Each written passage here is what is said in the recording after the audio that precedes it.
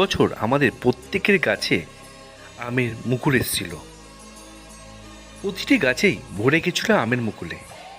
আমরা সবাই খুশি ছিলাম যে এত আমের মুকুল, কত আম হবে তা দেখার জন্য।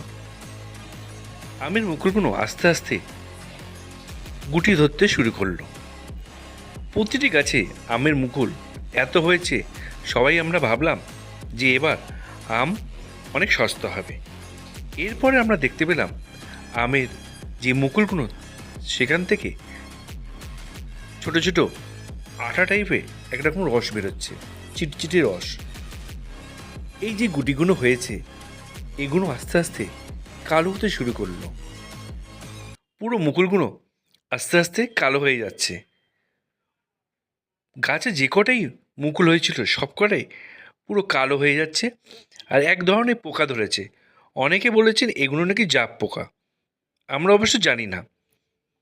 প্রতিটি মুকুলই কালো হয়ে যাচ্ছে, আর যে গুটিগুলো ছিল সে গুটিগুলো নষ্ট হয়ে যাচ্ছে। পুরো গাছ ভর্তি যা মুকুল ছিল একদম আর নেই। পুরো গাছ কালো হয়ে যাচ্ছে। যেদিকে তাকাবেই সেদিকে দিকে কালো, মুকুল আর নেই।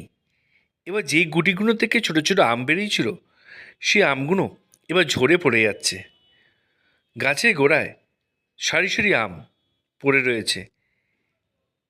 আম গাছে এই রোগ অধিকাংশ গাছেই হয়েছে।